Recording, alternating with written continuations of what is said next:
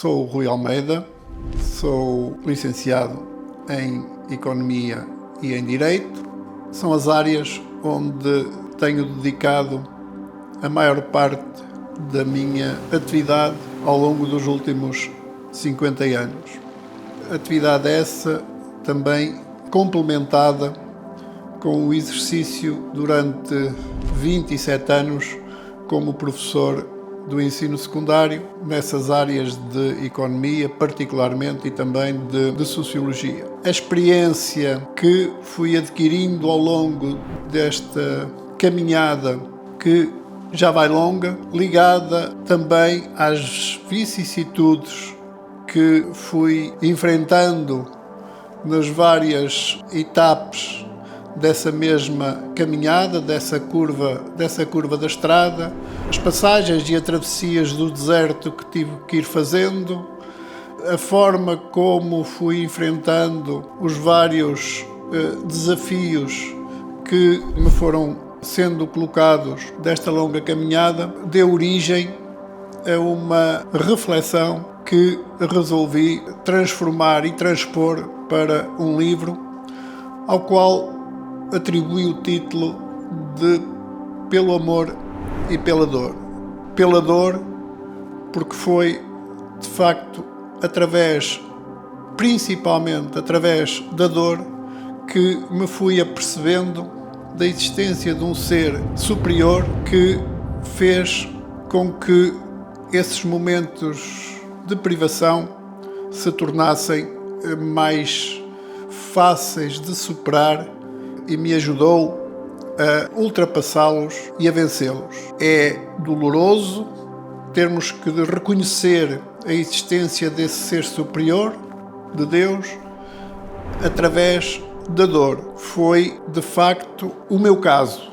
Principalmente foi através da dor que soube reconhecer a existência de Deus como ser e o ente superior que nos comanda, que comanda as nossas vidas, que no meu caso nunca me desamparou, mesmo que eu me tivesse esquecido em muitas situações da presença dele no comando da minha caminhada, que já vai longo.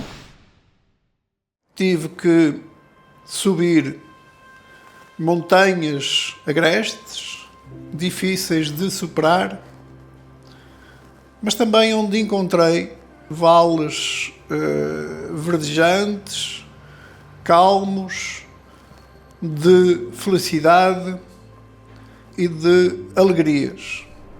Iniciei a minha vida em Trás-os-Montes. Sou, embora natural do Porto, sou um transmontano de alma e coração. Como se costuma dizer, eu sou natural do Porto apenas porque tive sorte. Tive a oportunidade de vir nascer ao Porto, mas, de facto, a primeira vintena de anos foi vivida em Trás-os-Montes. Bragança, particularmente, zona do Tua, na altura das férias, nas aldeias de Sobreira e da Brunheda. A parte da infância e da adolescência em Trás-os-Montes foi marcada de uma sociedade muito fechada. Ainda não tinha acontecido o 25 de Abril. E, portanto, a minha vivência em Bragança circunscreveu-se aos estudos e às férias e às brincadeiras que vivíamos na altura, com os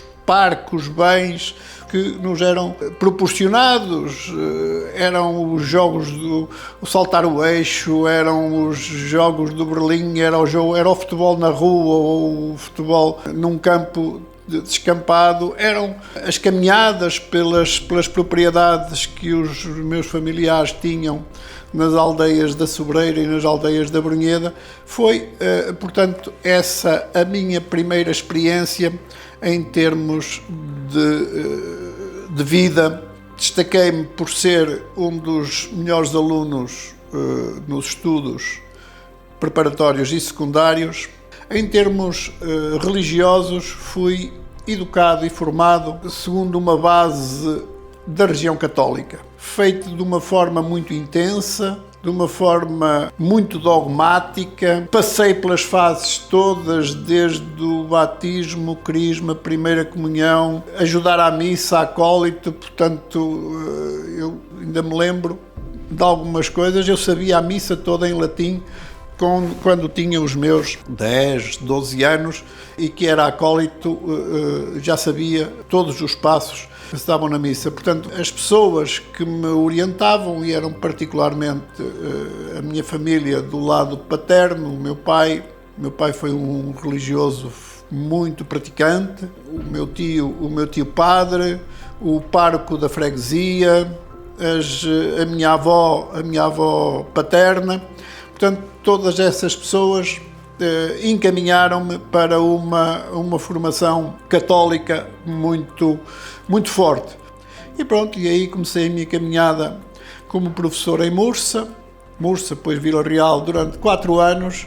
Entretanto, casei, nasceu a minha primeira filha, a Míriam, e decidi que a instabilidade que a profissão de professor provocava não era aquilo que eu pretendia, e que levou-me a tentar encontrar uma solução melhor. Houve um concurso a nível nacional para funcionários da Caixa Geral de Depósitos, concorri a esse concurso, fui dos primeiros desse mesmo concurso e abandonei o ensino e passei a ser funcionário da Caixa Geral de Depósitos no Porto. A Caixa Geral de Depósitos criou-me e proporcionou-me condições para que eu pudesse frequentar as aulas na Faculdade de Economia e, portanto, poder concluir o meu curso. A parte negativa que ocorreu nessa fase foi o meu filho, que nasceu uma sexta-feira ao final do dia e que teve que ser operado ao coração logo no domingo a seguir, sob pena e com riscos elevadíssimos de não conseguir sobreviver. Os primeiros tempos do meu filho Luís Miguel foram muito turbulentos, foram passados muitas vezes no hospital, internado, acompanhado por mim e pela Juliana, até que ele fosse ganhando resistência física para poder sujeitar-se à operação definitiva que veio a ocorrer quando ele fez 8 anos. Nessa altura eu já não era funcionário bancário, porque ao mesmo tempo que concluí o curso pedi a exoneração de funcionário bancário, porque a Caixa Geral de Depósitos já tinha cumprido as funções que eu pretendia, que era a estabilidade em termos de ordenado e, a mais importante delas todas, as regalias sociais que me permitiu que o meu filho ter uma assistência privada que proporcionou, tenho a certeza neste momento, que foi essa assistência que permitiu que o Luís tivesse superado e tivesse ultrapassado a fase do seu nascimento. Mas, entretanto, já eu tinha deixado a Caixa Geral de Depósitos, recebi um convite para ir trabalhar com outro economista em Gondomar, com a perspectiva de podermos constituir uma sociedade. Esse economista já é, porque ele ainda é vivo, conhecido, reconhecido em Gondomar, e permitiu-me, de facto, inserir-me no mercado empresarial depois e aplicar todos os conhecimentos teóricos que a faculdade me tinha proporcionado. É um reconhecimento público que eu tenho que lhe fazer ao João Nuno, foi ter-me proporcionado essa passagem da parte teórica para a parte prática. Tinha estabilidade financeira, estávamos a viver numa boa casa, os nossos filhos estavam num ótimo colégio em Gondomar, mas o fim nem sempre é como ao princípio. E em 88, em setembro ou agosto de 88, aconteceu o trágico acidente da Juliana, que num dia chuvoso, num dia de tempestade, houve um acidente de automóvel que não provocou a morte dela de imediato, simplesmente porque teve a sorte de, na altura do acidente, passar pelo local um carro da Cruz Vermelha e que lhe prestaram os primeiros socorros e chamaram depois o INEM para ela levar para o hospital, mas de facto as perspectivas eram muito negras, uma vez que ela teve um traumatismo craniano profundo e ficou em coma. Não se viam melhoras significativas, fomos aconselhados a trazê-la para casa e veio para casa debilitada fisicamente, precisava de ser amparada para andar, mas acima de tudo debilitada do ponto de vista psíquico. Tudo isto levou-me a desligar-me do trabalho, eu que tinha dedicado tanto àquela empresa, passei a entrar por uma vida muito errática e isso desagradou sobremaneira ao meu sócio e ao ponto de termos chegado à ruptura.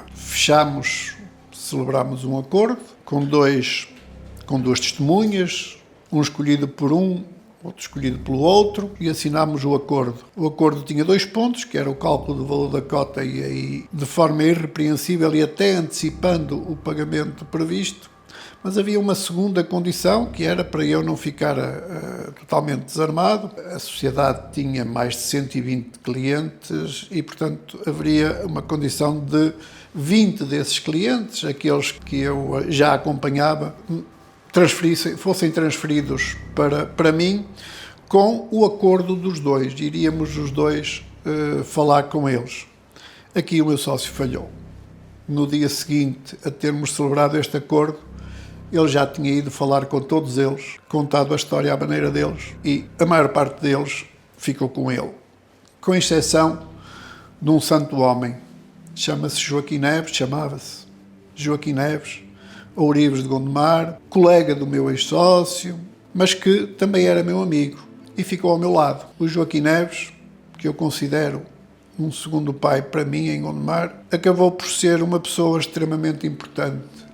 Ele geria 6 empresas e disse: olha, vai ficar uma com ele, está bem? Que é para não nos... Mas as outras 5 tu ficas com elas. E de facto assim foi. O Joaquim Neves e as empresas do Joaquim Neves acabaram por ser o primeiro suporte para o meu relançamento, agora como empresário em nome individual. O Joaquim Neves, infelizmente, teve um problema de saúde, um cancro na bexiga, correu seca e meca para tentar debelar, mas faleceu. Não resistiu muitos anos e foi cedo demais, mas é uma pessoa que jamais esquecerei pela importância que ele teve, mas acima de tudo pela prova de amizade que ele sempre mostrou em relação a mim. Entretanto, a seguir a esta separação e à necessidade de ter que recomeçar praticamente do zero, em 1995, na mesma semana, na chamada Semana Negra, 30 de outubro, faleceu o meu pai, depois de ter passado um mês internado já para ter uma certa dignidade. Nós internámos no Hospital Privado de Gondomar para ter uma certa dignidade na despedida dele e na semana a seguir, passada uma semana, a Juliana, com uma meningite aguda, faleceu também. Portanto, no intervalo de uma semana, eu fiquei órfão de pai, fiquei viúvo e com 2 filhos, um com 19 anos e o outro com 16, e acima de tudo com uma grande incerteza do que ia ser o meu futuro. É evidente que esta fase foi uma fase de grande depressão da minha parte, cair mesmo no fundo do poço, e isso levou-me a ter 3 empregos, a começar a pensar em 3 empregos. Voltei a ser professor, tinha o escritório e houve um concurso a nível nacional de 4 auditores por um período de 2 anos. Concorri e entrei. Fui um dos 4 que entrou e acabaram esses 2 anos. fui o único a quem foi proposto continuar a exercer as minhas funções. E eu mantive-me por mais 2 anos e meio, até que chamaram-me lá, o próprio diretor da Polícia Judiciária, a dizer: olha, nós gostamos muito do seu trabalho. O seu trabalho é muito eficiente, é muito competente naquilo que faz, mas nós temos, devido à mudança de governo e de questões orçamentais, nós temos que aqui adotar outro regime de remuneração. Aquilo que me foi proposto era, digamos que, uma redução para 1/4 daquilo que eu recebia. E eu, apesar das insistências do próprio diretor, disse: não me leva a mal, é quase trabalhar de forma gratuita, sabe que isto exige muito em termos de trabalho, em termos de dedicação, de maneira que eu vou ser obrigado a declinar essa proposta, e recusei continuar, mas, como diz a Bíblia, quando Deus fecha uma porta, abre uma janela, ou abre outra porta, ou dá-nos outra oportunidade. E logo de seguida eu concorri para administrador judicial. Só com o quê? Só com o meu currículo. Com o meu currículo de economista, a experiência que tinha tido como economista, a experiência que tinha tido com a execução de alguns programas de fundos europeus, ao qual também houve uma altura que me dediquei, e a experiência como auditor da Polícia Judiciária. Fui imediatamente aceito como administrador judicial e vi aí a minha grande oportunidade de relançamento em termos profissionais e em termos económicos, para mim e para os meus filhos.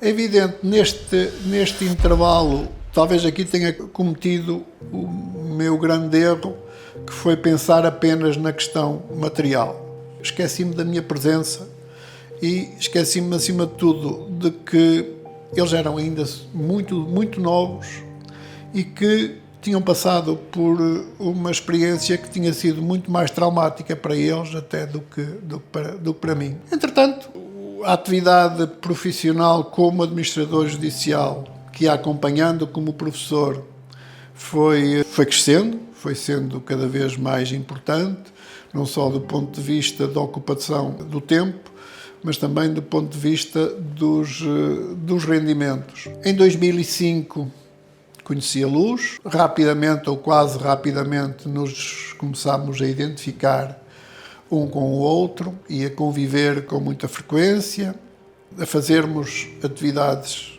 juntos, e em 2008, 20 de janeiro de 2008, com ataque cardíaco, a minha mãe também partiu, e mais um abalo na nossa estabilidade familiar, e decidimos, eu e a Luz, trabalhar juntos. A convivência já era suficientemente forte, o amor que nos ligava já era suficientemente forte para pensarmos em construir uma vida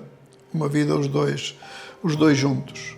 E, meados de 2008, decidimos casar. Tivemos o acordo de toda a gente da família minha, da família da parte da Juliana, os meus cunhados. Só me esqueci de uma coisa, é que não tinha o acordo dos meus filhos.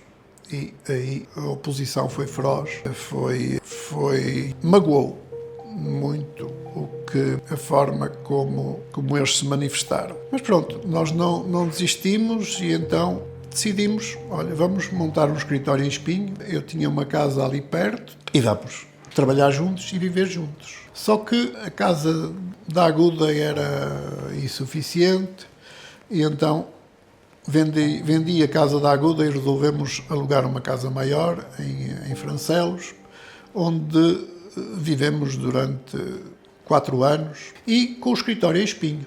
O escritório em Espinho trabalhávamos só os dois, um trabalho muito, muito intenso. Chegávamos cedo, porque eu depois também tinha que ir dar aulas. A Luz saía por volta das 5 horas para ir aos Correios e depois vinha para o Porto para vir para a faculdade. E eu, mais tarde, quando saísse e acabasse as aulas, vinha buscá-la. E esta foi a nossa vida assim de uma forma muito intensa em termos profissionais, em termos de estudantes da parte dela e também em termos de intensidade de trabalho durante 2008 até finais de 2010. Nunca fui o pai meloso, nunca fui daquele de abraços, de beijos, não fui. Não é desculpa nenhuma, nem sequer o que eu passei, as tribulações todas que eu passei poderão justificar isso, mas foi o que foi. Eu não me lembro de algum dia ter dito aos meus filhos que os amava. Entretanto, do ponto de vista de consolo, foram surgindo no nosso meio uns animaizinhos que nos foram dando alegrias sucessivas. Logo em 2012 aparece a Cristal, que começou por ser um pouco a mascote do escritório, acompanhava-nos para tudo quanto era sítio, inclusivamente até para as festas que nós fazíamos. Mais tarde, em 2015, nós mudámos de escritório para a Praça Velasco, para um escritório muito maior também, muito melhores condições, muito mais central. Chegámos a ser, nesse escritório, cerca de 12 pessoas. O Luís e a Míriam tinham lá um escritório, uma sala só para eles. Entretanto, também em simultâneo com estes crescimentos, houve a parte positiva, que foi resolvi ir concretizar um sonho antigo, que foi tirar o curso de Direito. Acabei por fazer parte de um grupo do qual o Luís também fazia parte, éramos 4. Concluímos com uma das melhores médias da faculdade, devido ao crescente número de nomeações com que era feito. Eu tive 3 anos em que estive sempre no top 3 dos mais nomeados a nível nacional, com mais de 200 nomeações por ano, o que significava quase mais de uma média de uma por dia, se contarmos só com os dias úteis. E, portanto, isso levou-me também a ter que tomar uma decisão. Pedi a minha exoneração como professor do ensino secundário. Entretanto, já tinha tido uma reação negativa em termos de doença. É que esta intensidade de trabalho obrigava-me a uma deslocação, intensas deslocações, para percorrer os vários tribunais de norte a sul e ilhas também, o que dava 60.000 km por ano, 5.000 km por mês, e as pernas ressentiram-se. E tive, no final de 2011, que colocar uma prótese na anca esquerda. Isso retirou-me durante algum tempo mobilidade, uma dependência em relação a deslocações. Alguém teve que me ir conduzindo aos vários tribunais, mesmo em termos de trabalho do escritório, mesmo que levasse muita coisa que me levassem para fazer em casa, a minha maneira de ser não se coadunava com isso, de estar retido em casa, e portanto também decidi regressar ao escritório mais depressa do que aquilo que os médicos me autorizaram, mas a dependência estava lá. Nesse intervalo veio a Micas, em 2015, para fazer companhia à Cristal, e depois em 2019 veio a Pinky para completar os 3 mosqueteiros que temos lá em casa. Com 10 anos de atraso, concretizámos o casamento, mudámos de casa e dedicámos-nos a conhecer o mundo. Descobrimos o prazer que é fazer cruzeiros, e daí já conhecemos, através dessa forma de viajar, já conhecemos o Mediterrâneo quase todo. Há cruzeiros que nos marcaram e, mais recentemente, o cruzeiro que nos levou a Israel. De facto, Israel é um marco nas nossas vidas e particularmente na minha vida. Foi, digamos que, o clique que me fez pensar, fazendo uma retrospectiva de toda a minha vida, desde a ressurreição, entre aspas, do Luís, desde a não morte da Juliana no primeiro momento, desde a conclusão do curso de Economia, desde o facto de ter ficado sem recursos financeiros por força da saída da sociedade e ter um amigo que ficou do meu lado e que me ajudou no relançamento no relançamento económico, depois de ter deixado de ser auditor da Polícia Judiciária, a rapidez com que consegui ter sucesso como administrador judicial, todas essas venturas, todas essas bênçãos, eu ainda não tinha refletido nelas, porque é que elas me tinham acontecido. O ter estado em Jerusalém, o ter estado no Muro das Lamentações, o ter estado na biblioteca, foram de facto o clique que eu precisava para ver mais além do que aquilo que os meus olhos podiam ver. Depois de regressarmos de Jerusalém, depois de termos pisado o solo sagrado, aconteceu a Operação da Luz. E a Operação da Luz foi também outro marco, que de facto mais uma privação, porque as notícias eram desanimadoras. A duração da operação foi 3 vezes, uma operação que demoraria 1h30, demorou mais de 4 horas. Tudo isso fez-nos voltar e acreditar em Deus, que só Ele é que poderia solucionar, só Ele poderia encontrar uma solução positiva. E, como diz Jó, nós não pusemos os olhos em nós, pusemos os olhos em Deus. E felizmente a notícia foi de que os miomas não tinham esse caráter de serem malignos e, portanto, pelo menos nessa parte, é mais uma ressurreição, essa superação que me levou e reforçou mais a acreditar em Deus, a reforçar a fé que tinha perdido e ver qual era o caminho que eu tinha que seguir. E o caminho que eu descobri que tinha que seguir era com Cristo à minha frente. Não era ao meu lado, não era atrás de mim, era à minha frente, a orientar-me e a guiar-me.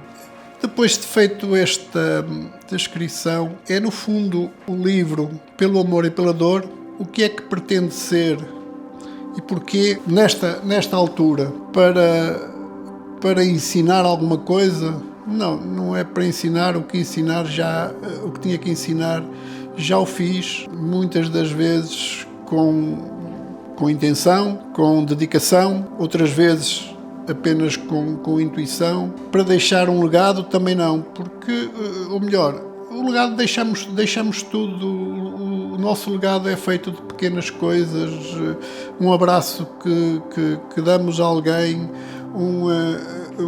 uma palavra que deixamos, um café que servimos. O meu legado é o meu legado, não pretende ser algo muito profundo. Se é também para pedir perdão, sim, pode ser para pedir perdão, mas esse perdão a quem eu tinha que o pedir, ele já me perdoou há muito e, acima de tudo, aceitou-me como eu sou, partido, quebrado, inteiro, e escolheu uma coisa, escolheu amar-me, em vez de me abandonar.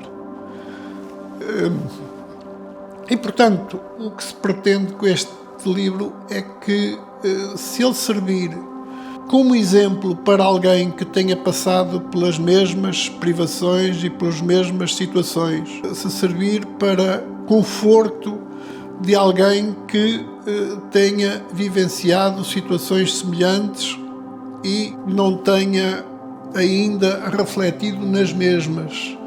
Se este livro servir para chamar alguém para Cristo, então os objetivos estão cumpridos, porque é esse mesmo o objetivo deste livro, porque não há nada que seja mais gratificante do que sermos chamados filhos de Deus. Sermos chamados filhos de Deus é a maior ventura que cada um de nós pode ter. E só posso desejar-vos uma coisa, em vez de estar a fazer aqui uma sessão de desejar e fazer votos de felicidades e de venturas e de sucessos, eu só vos posso desejar a todos os que lerem este livro uma coisa, é desejar-vos a presença de Deus. E se estiverdes com a presença de Deus, eu tenho a certeza que tudo vos irá correr bem.